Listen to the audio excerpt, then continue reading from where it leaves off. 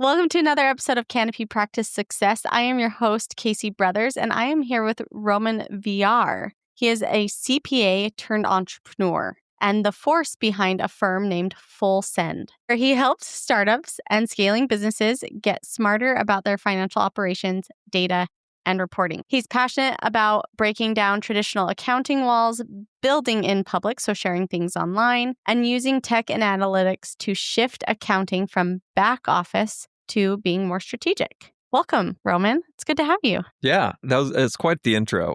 There's so many different topics we could dive into, but I'm stoked to be here. I'm glad to have you. You are a person of varied experience that we haven't had someone like you on the podcast before. One, I'd like to dig into more about, like, maybe you dive in and tell people why you changed your firm's name. Yeah. Because you're including a few things there that traditional firms don't. Perfect. So happy to talk about kind of the origin of Full Send Finance, why we transitioned.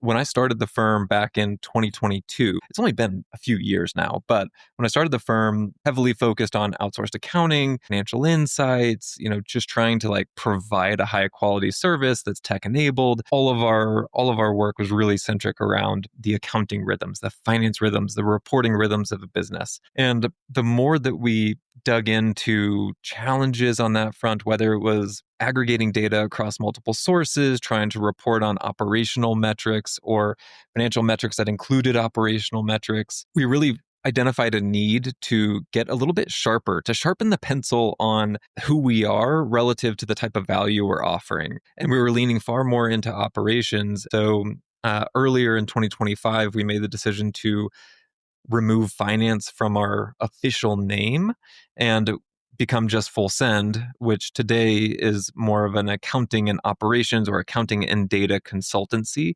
So we're encompassing a lot more than just the bookkeeping, just the accounting rhythms month to month, and leaning into other sides of our clients' businesses, which has been super fun. But that was kind of like the original transition to just Full Send. Oh my goodness. And as you're talking, I'm scrolling through your website because I know before we hit record, we were talking about other things like go-to-market and sales things that I get to do all day long, every day, that I love to do. And I'm looking at your services and seeing, to your point, non-traditional things. You even offer things like AI and automation. What are you guys doing there? Yeah, so I'll kind of rewind a little bit and get to the current offering, but Okay.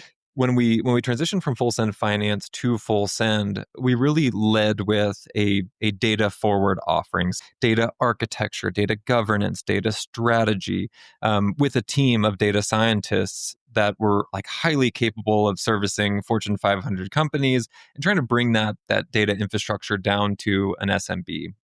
Now, what we learned over the course of the last year of offering that service is that small to mid-sized businesses, while they do say that they care about data infrastructure, they don't necessarily have a pain point that they can identify that's strong enough to say, I actually want to pay for a new data warehouse or a new... You're talking about the clients you serve. Yeah. Okay. And for context, we typically serve on the accounting side 1 to 10 million growth-minded businesses in technology, consumer packaged goods, and professional services. So as we're having conversations with them about data, they're like, this is awesome. This is great, but didn't experience enough pain to want to really pay for service in that space. Now, what we learned in that process is that, well, it's actually data that enables you to build automations. It's data that enables you to build a quality infrastructure for AI. It's data that allows you to deploy agents really effectively. So we started selling the outcome. Yeah. Riddle me that, it worked. And so now our data team is really more focused on building autonomous agents or swarms of agents that work together in order to accomplish tasks, actions, workflows within our clients' businesses. There's so many things I could ask about there. There's so much to unpack. How did you guys see that opportunity with the services you've been offering before? Yeah, so since we started out as, we'll call it a traditional CAS practice focused on advisory, I've always had the thought that advisory is not something that happens at a point in time. It's not like an offering that that a client can opt into. It's something that happens over the course of a relationship. You're either an advisor or you're not. And so knowing that, we always dug into our clients' operations from day one. How do you invoice? What does your bill pay process look like? How operationally does your business function, in order to give us enough context to be able to advise well on that? And so the more that we asked questions of our clients, we understood how they were operating. Maybe it was a really broken quote to cash process. We're like, there's probably opportunity here to not only move data more effectively between your systems, but actually automate this in a really intelligent way.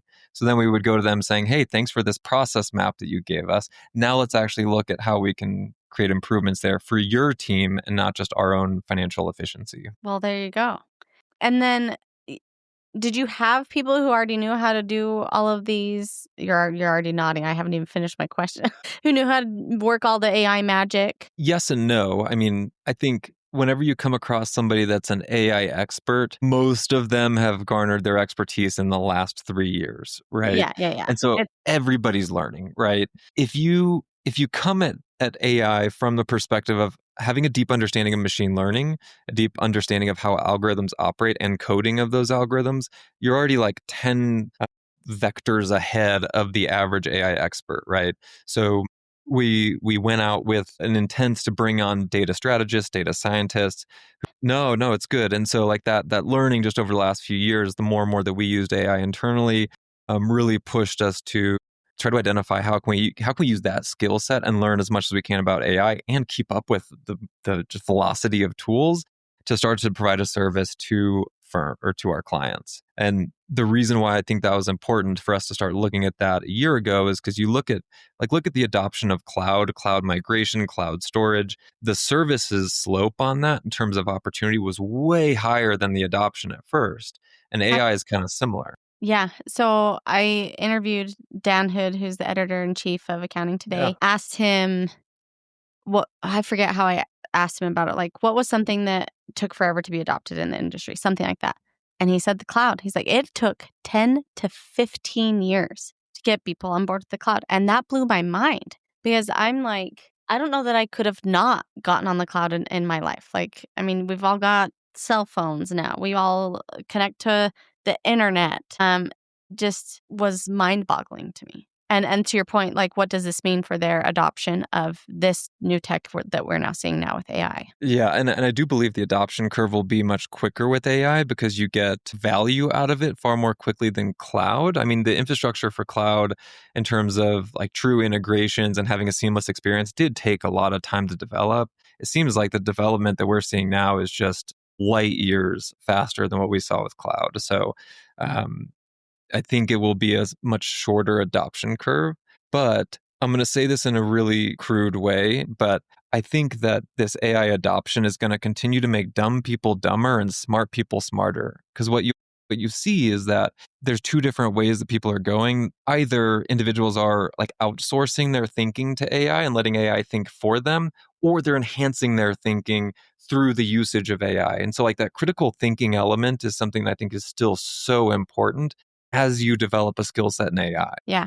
I've been harping on at least two things that AI cannot do for you, and that is the critical thinking and relationship building. But I mean, you didn't beat around a bush the way you said it, and you're not wrong. I mean, we're already seeing it even with students, right? Trying to use it to beat homework or whatever. Yeah, it's the next couple years, especially layer AI on top of the already existing trend that made me excited about this space of the chasm between those retiring or not retiring and the talent entering. And then now we layer AI on top of that. It's the next 3 to 5 years is going to be I'm just going to sit here with a bucket of popcorn and just watch the accounting industry. It's going to be wild. Me too. It's so hard to predict where to go and to understand how do you kind of hedge as a firm. Yeah. In a lot of ways, knowing that a lot of what we do today is going to evolve so rapidly. And so those are the kind of questions that we ask ourselves every day and try to get ahead of and try to understand what types of services, what types of relationships can we develop to continue adding value in a really, really quality way with human expertise, with AI, with business expertise. All those things combined are going to continue to provide a great service. It's just how it's delivered is maybe changing. Yeah. So here's a question. One of the things that I do have concern over or worry about a little bit, I wouldn't say it keeps me up at night entirely, but is how this will impact entry-level talent in the industry, because it has the ability to take away entry-level talent's time spent doing the work, to learn the work, which then puts them in a point to be the human reviewer of the AI doing the work. What do you see? What do you think firms should do to both adopt AI while still taking on new talent and leveling up humans? Yeah. Yeah. It's such an interesting thought exploration because you've already seen a change in the market, particularly with the larger firms, on how many new entrants they're bringing on every year. I think the nature of that entry level role indisputably will change, right? It will no longer be centric around data entry or data movement. Like, I think about my experience as a baby auditor, and I'm like, I was just capturing data from our clients and putting them into a spreadsheet and then performing sample procedures on them. Well, in audit now, you can have that done pretty easily without having to go through those steps. So you still have to have like the foundational knowledge of how it works to be able to manage a system that's doing it for you. So hopefully the education realm is catching up to be able to almost create, instead of a baby auditor, it's a baby audit manager that comes out of school prepared to be able to manage a system really effectively. I don't know how that's going to look, but it will raise the bar on the expectations of new entrants into the accounting field. And it's got to change the coursework too of 100%. yeah. Yeah. Any other hot takes on what you're seeing with AI and how it's going to impact the industry? Gosh, right now, if you look at the direction big companies are going, they're investing a lot. There's a lot of money going into AI. AI is more quickly capturing services revenue in the form of software revenue. And so there's this kind of pull from the software side of like triaging software revenue away from firms and into software. And I think that trend will only get larger over the next few years. And so for those firms that are really focused on 1040s, base level 1040s, or just month to month, quarter to quarter bookkeeping support, and it's low dollar, low value add, like that's the type of work that I think won't necessarily exist here in the next few years. And Well, I don't know what because that timeline looks like. yeah, and there's no exceptions to it. They're straight out of a book. Yeah. We're even seeing, who was it? TurboTax. Um, the way they're even pricing their services is getting really competitive or even almost undercutting some price points that accounting firms are offering now for similar, if not the same services. I think what was it? I think TurboTax came out for a new offering for a business return was starting at $1,800. So if you're an accounting firm providing a similar service for under $1,800, like you are undercutting your own ability to develop a relationship, to know your clients, because TurboTax isn't going to be necessarily in that business of relationship. They're a volume business, and that's the advantage that any firm can have, is to truly know your clients and help advise them. But if you're under $1,800, like why would they go with you? Well, and they'd go with TurboTax because they're straightforward. They don't have complexities, nuances, exceptions, and they're not looking for strategic advice. And then that's where it really does put accountants' feet to the flame of, am I going to utilize AI to really help me become a more strategic advisor? Yeah. Yeah, and I think, to the extent it makes sense, like there's a really good place in the market for software to do that work really effectively and at a low price point. And so if you're a firm, I just wouldn't play in that space. Like you really have to change your value prop to be something completely different. Because if I've got a rental property, I'm probably going to use TurboTax. Like there's not a ton of strategy necessarily for just simple like rent inflows and operational outflows. Like there's not a lot to it. So I'm going to try to find a very cost-effective solution that I can kind of trust AI to get done for me. So there's room for both. You just have to define who you are. Yeah. Okay, moving on from the tech side of things and more into another topic that I feel like accountants don't talk enough about, and that's go to market. Mm, I almost said GTM because that is such a staple acronym in my life because that is the world I live in. But I know many listeners probably wouldn't understand GTM, go to market. Encapsulates, so Canopy for reference, right? We've got three sides of the business pretty much: R&D, research and development, go to market, And then I think we call the other one general, Yeah. which is Operations. accounting, human resources. Yeah. But go to market is sales, marketing, customer success, and then everything that comes with that. You have a unique experience in roles like these and firms you've been at, but then also the way you're structuring Full Send. Yeah. Yeah. So when I left public accounting back in 2017, Were you at a I big was four or? I was at Crowe Horwath, so a top 10 firm at the Okay. time. Left, found an opportunity with the firm, and I'd applied to be basically a management consultant in the accounting space. And they said, have you thought about business development?" I was like, "Absolutely not." And I had zero Did you experience say business selling. development what? Yeah. Like, did you know what it was? Not really. Okay. I mean, Okay. not really, but it was like a sales role, right?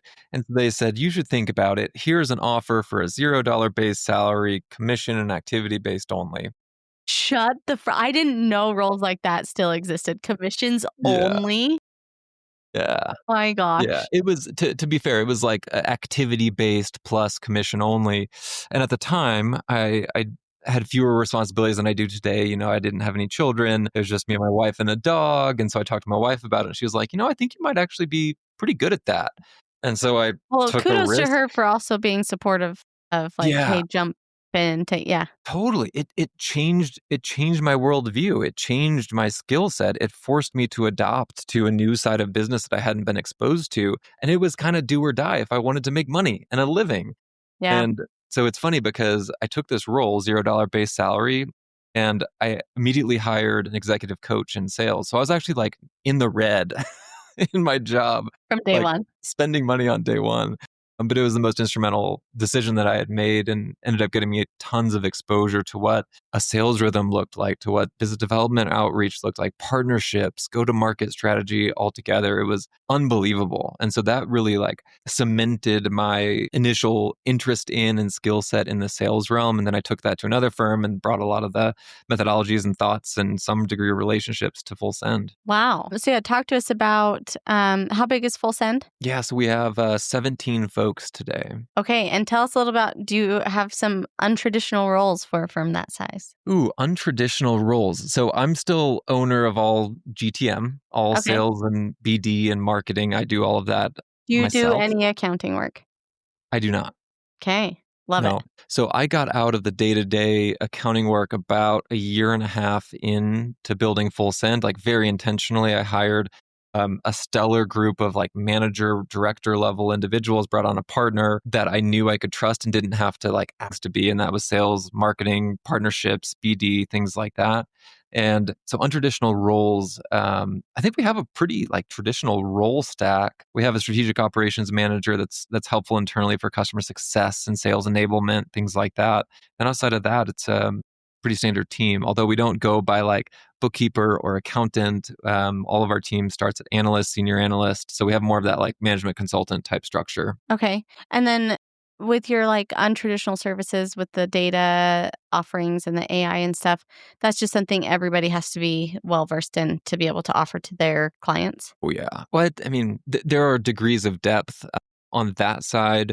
We have data architects. So, and some of this is like contractor as well that we'll pull in strategically. Data architecture is a distinct role. Data analyst is a role. Data strategy at like the partner level is a role. And then we also have an AI architecture individual as well on the contract side. If you knew a listener was listening and was like, he is off his rocker, why is he doing this? What would you say as to like why do this? Why structure a firm this way? Why offer services like this? What has it done for you, Yeah. your employees? Yeah. There are so many professionals in the accounting realm, firm owners that I have so much respect for and I've learned so much from. That said, I draw more inspiration like from the startup realm and seeing people who are creating something out of nothing or pulling ideas from industries that may not seemingly be relevant to them. So my thought and advice to them of like, why are we doing this? It's because one, we want to identify what are the biggest value drivers for our clients and how can we continue to lean into the things that will continue to provide value, somewhat providing a hedge for just the Yeah, changing future nature of proofing. services. And then the other side is like the last 2 years, I've just had this beating drum in my head of like, why should I do the same thing that other firm down the road is doing? Like, who says I can't do X, Y, or Z? And so this notion of like, there are no rules and you can just do things just beats in my head over and over and over again. And like, no rules, like, of course, legal help. You want to stay under the context of the law, right? But nobody's telling you how to run your own company. And so you run it however you want to. Yeah. Yeah.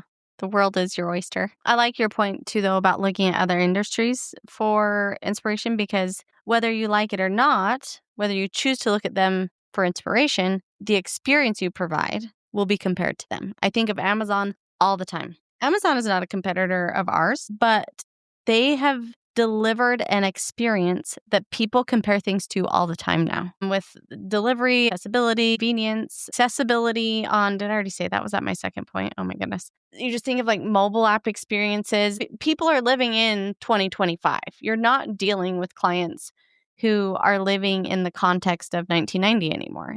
They're using DoorDash. They have diaper subscriptions. I'm trying to think of good examples from my own life. And they're used to these models of or different things that maybe people like I interview for the podcast, like yourself, who are on the cutting edge of accounting.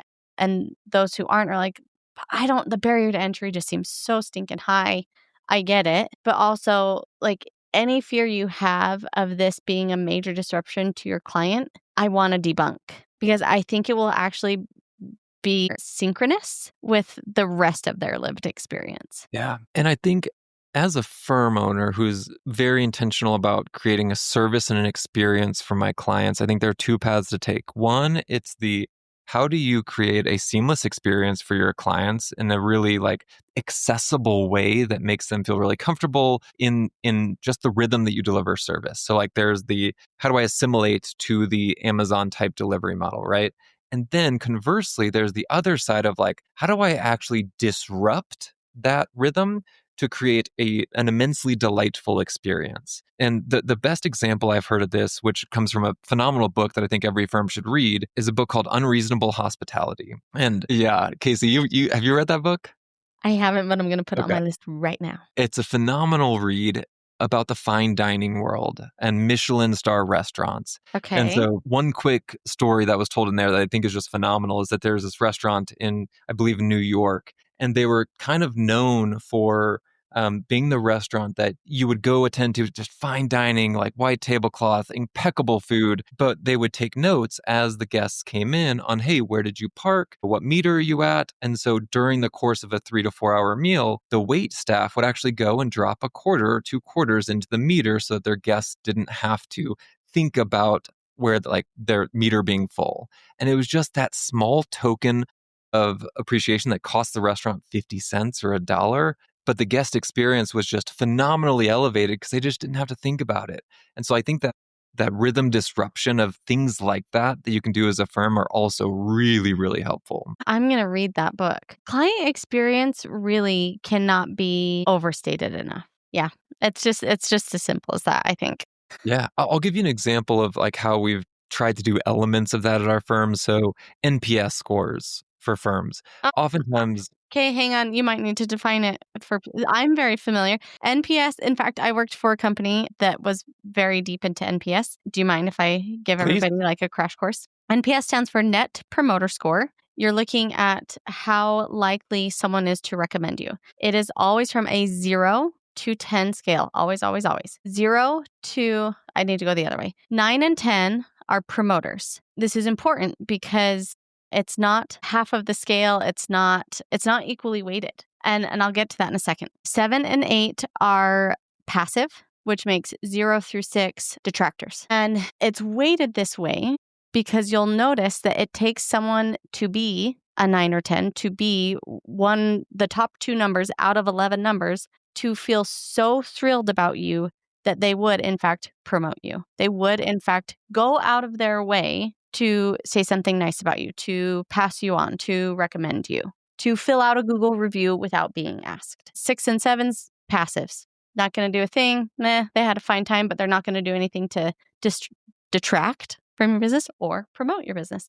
But detractors, man, it does not take much. Well, I shouldn't put it that way. But like if someone is a detractor, if it's proportionately reflective of like the percent of your business, that's where we see the people who are like, I'm going to get on Yelp and ruin your business. And people will do it and they will go and be upset, which is why too, you have businesses like other companies I've worked for that have products that try to decrease the barrier to entry to collect reviews from your promoters, from people who've had good experiences. Yeah. And then, it's largely used for social awareness. People can then look and see how, to some extent, your business is perceived.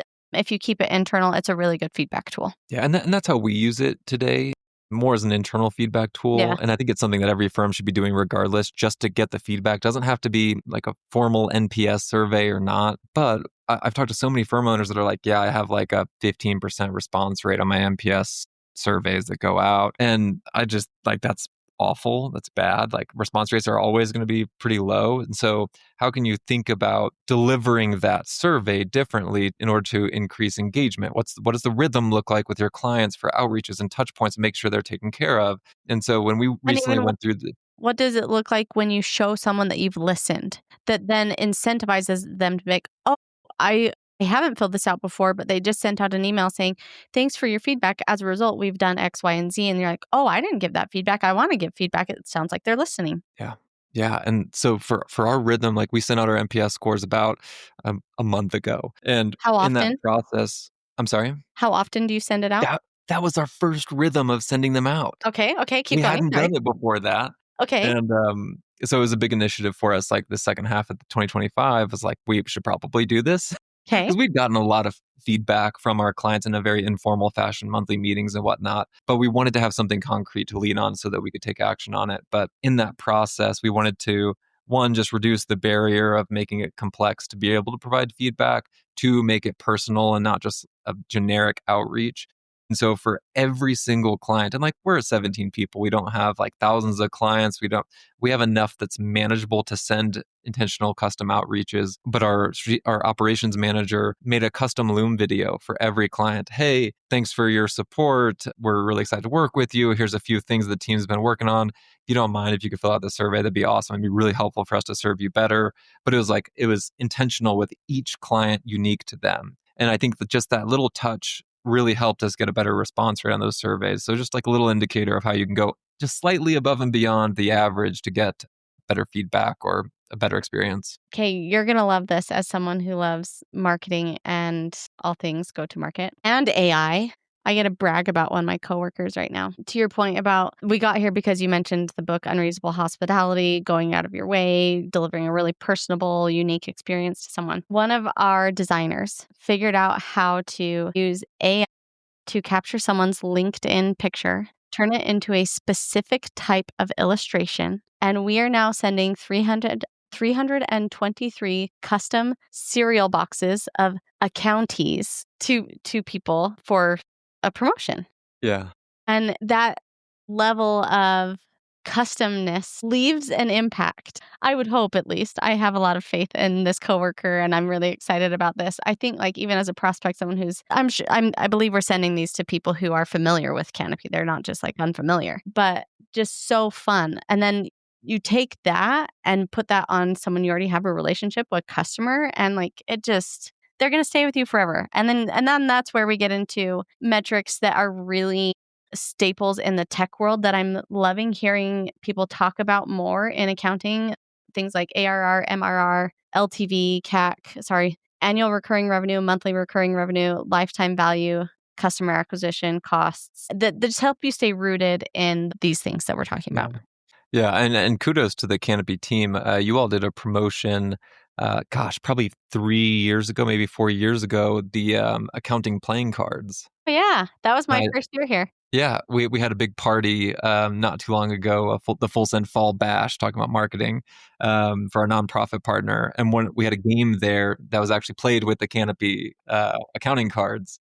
Fun. And I love them. They're awesome. They're so unique. And so Have you kudos to gotten the any team. of the Lego sets? I do. It took me and my son probably like 2 hours to put together one of the Lego sets of like the full desk and fax machine and all that. Yeah. And it was me putting together the whole thing, but he loved it. Yeah. Yeah, we've got 3 now. The first was the desk, the next was the break room, and this year's is like an Iron Man suit where Nice. like you have like an accountatron, I think is what they're calling it, which is Nice. super fun. I'll have to grab that at Connect. Yeah, we'll get you some. Roman, we're going to end the episode with a few rapid fire questions. All right, For those let's do it. listening, Roman hasn't heard these yet. What's next for you and Full Send? What's next? We're just getting started. I mean, Like we just did NPS for the first time. Didn't you hear me? yeah. Gosh, what's next? We'll be leaning far more heavily into agent building, into AI services here over the course of the next 12 months. We'll see where that goes. I think there's a big opportunity there. But in addition to our accounting and data offering, we'll be leaning a lot more into what actual AI services look like, both in the finance and data or operational realm. Wow, super cool. This might be redundant, but we'll see. What's one thing you're most excited about right now, personally or professionally? Oof, man, I'm excited personally about just continuing to pursue like fitness goals and like that there is a huge overlap in the professional domain and critical thinking and mental health side. So I find that the more that I invest into that space for me personally, it has a correlated positive effect on my work life. So like keeping that up is something that I'm very keen on. Yeah, love it. For anyone listening who's thinking about starting their own firm, what's your best piece of advice? Just send it.